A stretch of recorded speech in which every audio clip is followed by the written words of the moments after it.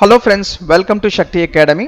IBPS clerk mains exam எழுதுறவங்களுக்கு உங்க மனசுல பாத்தீங்கன்னா அந்த எக்ஸாம் எப்படி இருக்கும்ன்ற ஒரு ஆவல் எப்பவுமே இருந்துட்டே இருக்கும். பேசிக்கா இந்த எக்ஸாமை பொறுத்த வரைக்கும் நீங்க கொஸ்டினை புரிஞ்சுக்கிட்டாலுமே ரொம்ப ஈஸியா ஆன்சர் பண்ணிடலாம். ஸோ அதுக்கு உதாரணமா எக்ஸாம்ல வந்த ஒரிஜினல் மெயின்ஸ்ல கேட்ட ஒரிஜினல் சம்மை எப்படி ஈஸியா சால்வ் பண்றதுன்றத பார்க்கலாம். A container contains 96 liter mixture of milk and water, out of which 35% is water.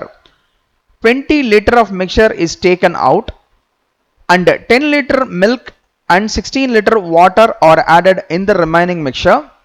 Find the difference between the quantity of milk and water in the final mixture after replacement.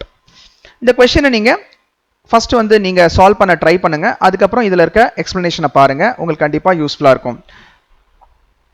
சரி, இப்ப பாருங்க, ஒரு container இருக்கு.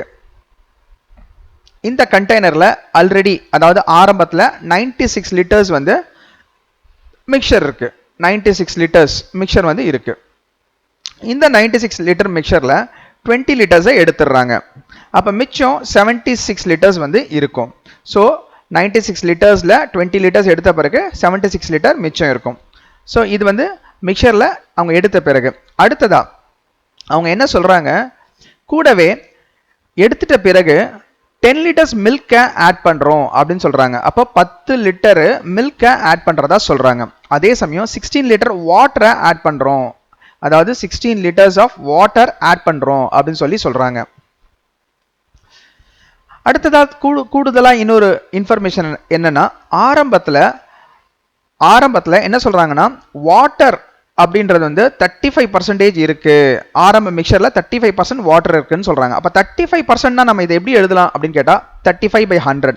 35/100னா நம்ம இதை 7/20 அப்படின்னு சொல்லலாம். அதே மாதிரி மில்க், டிஃபால்ட்டா மில்க் வந்து வாட்டர் 35% இருந்ததுன்னா ஆட்டோமேட்டிக்கா மில்க் வந்து 65% தான் இருக்க முடியும். இந்த 65% நம்ம 13/20 அப்படின்னு சொல்லலாம். நம்ம என்ன சொல்லலாம், 13/20. நம்ம 65% அப்படின்றத வந்து 13/20 அப்படின்னு சொல்லலாம். சரி, இப்போ நம்ம என்ன பண்ண போறோம், இந்த மிக்சர்ல எவ்வளோ மில்க்கும் வாட்டரும் இருக்குன்றத பார்த்துட்டு நம்ம ஆட் பண்ண மில்க் ஆட் பண்ண வாட்டரை கணக்கில் எடுத்துக்கிட்டு டிஃபரன்ஸ் எடுத்தா கேட்ட கேள்விக்கான பதில் கிடைக்க போகுது. இவ்வளவுதான், வேற ஒண்ணுமே இல்லை. அப்ப ஃபர்ஸ்ட் நம்ம என்ன பண்றோம், வாட்டர் எவ்வளவு இருக்கு, 96 லிட்டர்ஸ்ல 20 லிட்டர்ஸ் எடுத்த பிறகு மொத்தமா 76 லிட்டர்ஸ் இருக்கு. அப்ப இந்த 76 லிட்டர்ஸ்ல வாட்டர் கண்டென்ட் எவ்வளவு இருக்குன்னு பார்த்தோம்னா 76 லிட்டர்ஸ்ல வாட்டர் கண்டென்ட்னு பார்த்தா 7/20. அப்போ 7/20 நாம மல்டிப்ளை பண்றோம். So 76 into 7/20. ஸோ பேசிக்கா பாத்தீங்கன்னா நீங்க இதை அடிக்கிறீங்க அப்படின்னா, இது வந்து 10ல நீங்க அடிக்கிறீங்க அப்படின்னு வச்சுப்போம். அதாவது 2ல அடிச்சீங்கன்னா 10 இருக்கும். ஸோ அப்ப இந்த இடத்துல இது 38 மாறிடும். அப்ப 38 into 7, 30 into 7னா 210, 8 into 7னா 56.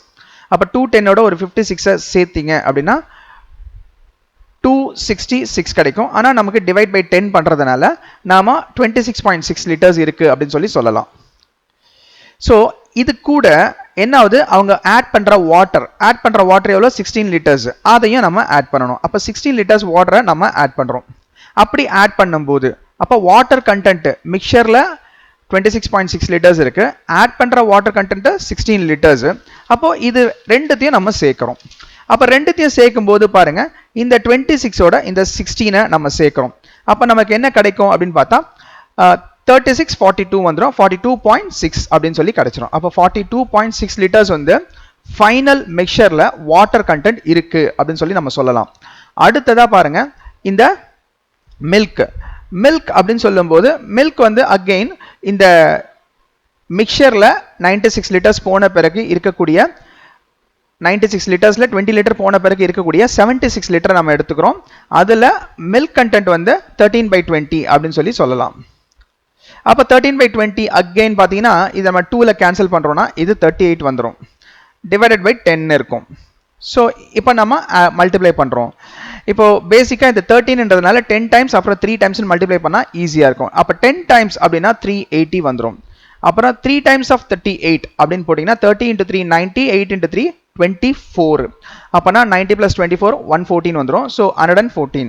So இதை நீங்க ஆட் பண்றீங்க அப்படின்னா உங்களுக்கு கிடைக்கிறது 494 கிடைக்கும். ஆனா 494 அப்படின்னா கீழே 10 டிவைட் பண்றதுனால டெசிமல் 49.4 ன்னு வந்துரும். இது கூட என்ன பண்ணணும் அப்படின்னு பார்த்தா சோ அப்ப இந்த மிக்சர்ல மில்க் கண்டென்ட் வந்து 49.4 லிட்டர்ஸ்.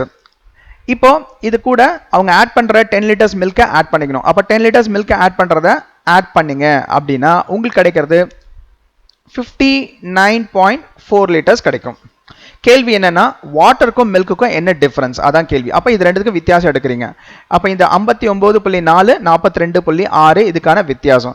50ல 40 போச்சுன்னா 10, 9ல 2 போச்சுன்னா 7, அப்ப 17. அப்புறம் 0.4 0.6னா -0.2. அப்போ உங்களுக்கு கிடைக்கிறது 16.8 அப்படின்னு சொல்லி சொல்லுவோம். அப்ப 16.8 லிட்டர்ஸ் தான் இந்த கேள்விக்கான ஆன்சர். சோ பாருங்க அப்ப ஆன்சர் சாய்ஸ் வந்து பி அப்படின்றத நம்ம சொல்லிட்டு போயிட்டே இருக்கலாம். சோ இந்த சம்ம பொறுத்த வரைக்கும் அகைன் இதை எழுதி தான் போடணுன்ற அவசியமே கிடையாது. இந்த பார்ட் டோட்டலாவே புரியறதுக்காக சொன்ன பார்ட், அதனால இது தேவையே கிடையாது. நம்ம அதே மாதிரி இந்த இடமும் பாத்தீங்கன்னா நான் உங்களுக்கு புரியறதுக்காக சொன்ன விஷயம், அதனால இதுவும் தேவை கிடையாது. எக்ஸாமை பொறுத்த வரைக்கும் எந்த அளவுக்கு நீங்க எழுதுறதை கம்மி பண்றீங்களோ அங்கே உங்களுக்கு வந்து சக்சஸ் வந்து கிடைக்கும். ஏன்னா டைம் சேவ் பண்றீங்க. அதனால அடுத்த கேள்வி எடுத்துக்கலாம். A shopkeeper sets MRP of a product such that after giving 10% discount he earns 12.5% profit. What will be his profit loss percent if he allows a discount of 25%? இது ரொம்ப சிம்பிளா நம்ம சால்வ் பண்ணலாம். என்ன பண்ணலாம், cost price, profit, selling price, discount, market பிரைஸ்ன்றதை இங்க MRP அப்படின்னு சொல்லி கொடுத்துருக்காங்க, அதை எழுதிக்கலாம். இப்போ என்ன சொல்றாங்க, டிஸ்கவுண்ட் கொடுத்த பிறகு அதாவது 10% டிஸ்கவுண்ட் கொடுத்த பிறகு 12.5% ப்ராஃபிட் கிடைக்கிறதா சொல்றாங்க. ப்ராஃபிட் அப்படின்னு வரும்போது எப்பவுமே காஸ்ட் பிரைஸ்ல தான் கணக்கு போடுவோம். சப்போஸ் காஸ்ட் பிரைஸ் 100ன்னு வச்சுப்போம், ப்ராஃபிட் வந்து 12.5ன்றது நமக்கு 12.5%னா 12.5 ருபீஸ்னு சொல்லலாம் 100 ருபீஸ்க்கு. அப்ப செல்லிங் பிரைஸ் என்னவா இருக்கும் அப்படின்னு பார்த்தா 112.5ன்னு நம்ம சொல்லலாம். That's all. இப்போ நமக்கு எம்ஆர்பில 10% டிஸ்கவுண்ட் கொடுத்த பிறகு நமக்கு கிடைக்கிற பிரைஸ் தான் இந்த பிரைஸ். அப்பனா எம்ஆர்பி ஃபார் எக்ஸாம்பிள் 100% எம்ஆர்பி இருக்கு, சரிங்களா? 100% எம்ஆர்பினே நான் எழுதிக்கிறேன். இந்த 100% எம்ஆர்பியில் 10% டிஸ்கவுண்ட் அப்படின்னு சொல்றோம். இப்போ 10% டிஸ்கவுண்ட் போக எவ்வளோ இருக்குன்னா 90%. அப்போ 90% எம்ஆர்பி ஈக்குவல் டு 112.5 நம்ம நேரடியாக சொல்லிடலாம். அப்போ 90% எம்ஆர்பி ஈக்குவல் டு எவ்வளோ 112.5 நம்ம சொல்லிடலாம் நேரடியா. அப்பனா நல்லா பாருங்க, 1% எம்ஆர்பி எவ்வளோன்னு பாருங்க. 1% எம்ஆர்பி அதாவது அவங்க கொடுத்துருக்க எம்ஆர்பி 1% வேணும் அப்படின்னா என்ன பண்ணலாம், 112.5 டிவைட் பை 90 போட்டால் கிடைச்சிட போகுது 1%. அப்போ 1% விச் இஸ் ஈக்குவல் நீங்க கால்குலேட் பண்ணீங்கன்னா இந்த ஜஸ்ட் 9ல டிவைட் பண்ணுங்க. 11ல 9 1 டைம் போகும், மிச்சம் 222னா அகைன் 2 டைம்ஸ் போகும், மிச்சம் 445னா 5 டைம்ஸ் போகும். அப்புறம் எனக்கு இந்த ஆல்ரெடி ஒரு டெசிமல் மேல இருக்கு, அது இல்லாமல் இந்த ஜீரோக்கு நான் கேன்சல் பண்ணா இன்னொரு டெசிமல், அப்போ 1.25 வந்துடும். அப்போ நான் 1% எம்ஆர்பின்றது 1% எம்ஆர்பின்றது எவ்வளவா இருக்கு 1.25. அப்போ 100% அப்படின்னு நம்ம சொல்லும்போது அது எவ்வளவா இருக்குன்னு கேட்டா இன்ட்டு 100 மல்டிப்ளை பண்ணா வந்துடும். அப்போ 125. அப்போனா என்ன அர்த்தம், இந்த இடத்துல எம்ஆர்பி வந்து எவ்வளவா இருக்கு அப்படின்னு கேட்டா 125 ருபீஸ் இருக்கு. இந்த 125க்கு 10% டிஸ்கவுண்ட்னா 12.5, அதுதான் போக நமக்கு 112.5 கிடைச்சிருக்கு. இப்ப கேள்வியில் என்ன சொல்றாங்க, எம்ஆர்பியில் 25% டிஸ்கவுண்ட் கொடுத்தா, எம்ஆர்பியில் 25% டிஸ்கவுண்ட் கொடுத்தா, அப்போ 25% டிஸ்கவுண்ட் கொடுத்தா செல்லிங் பிரைஸ் ஒரு விலை கிடைக்கும், அது லாபமா நஷ்டமா, அது எத்தனை பர்சன்டேஜ், அதான் கேள்வி. அப்ப இந்த 125 ருபீஸ்க்கு 25%னா நம்ம 1/4ன்னு சொல்லலாம். அப்போ 1/4னா 125க்கு 1/4 அப்படின்னு பார்த்தா 120க்கு 1/4னா 30, 5க்கு 1/4னா 1.25, அப்பனா 31.25 அப்படின்னு சொல்லலாம். அப்போ டிஸ்கவுண்ட் கிடைக்கிற அமௌண்ட் எவ்வளோ 31.25 அப்படின்னு சொல்லி நம்ம சொல்லலாம். அப்போ 125 ருபீஸ்ல 25% டிஸ்கவுண்ட்னா 31.25. இது போக மிச்சம் எவ்வளோ இருக்கும் அப்படின்னு பார்த்தா செல்லிங் பிரைஸ் அப்படின்றது 93.75 இருக்கும். 93.75. ஸோ ஒரிஜினலாக காஸ்ட் ப்ரைஸ் எவ்வளோ 100 ருபீஸ், இப்போ செல்லிங் ப்ரைஸ் எவ்வளோவா இருக்குது 93.75. அப்போ இதுக்கான வித்தியாசம் என்ன அப்படின்னு பார்த்தா 6.25. இதுக்கான வித்தியாசம் 6.25. இந்த இடத்துல என்ன நடக்குதுன்னா 100 rupees விட இது கம்மியா இருக்கு விக்கிற விலை. அப்போ ஆட்டோமேட்டிக்கா 6.25 rupees வந்து கம்மியா விக்கிறாங்க. அப்போ இது வந்து லாஸ். இது என்னது லாஸ். அப்ப 100 ரூபாய்க்கு 6.25 rupees வந்து கம்மியா விற்கும் போது பர்சன்டேஜ்ல லாஸ் எவ்வளவுன்னு கேட்டா 6.25% நம்ம சொல்லலாம். சோ ரொம்ப ஈஸியா இந்த சமுக்கான ஆன்சர் 6.25% சொல்லிட்டு போயிட்டே இருக்கலாம்.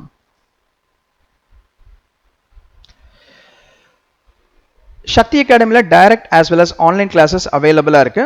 சோ எங்களோட கிளாसेस ஜாயின் பண்றதுக்கு இங்க இருக்க கான்டாக்ட் நம்பரை பயன்படுத்திக்கங்க. மீண்டும் இதே மாதிரி ஒரிஜினல் எக்ஸாம்ஸ்ல கேட்ட சம்ல உங்களை சந்திக்கிறேன். இந்த வீடியோ உங்களுக்கு பிடிச்சிருக்கு அப்படின்னா உங்க ஃப்ரெண்ட்ஸ்க்கு ஷேர் பண்ணுங்க. மறக்காம நம்ம சேனலை சப்ஸ்கிரைப் பண்ணுங்க. மீண்டும் அடுத்த வீடியோல சந்திக்கிறேன். நன்றி.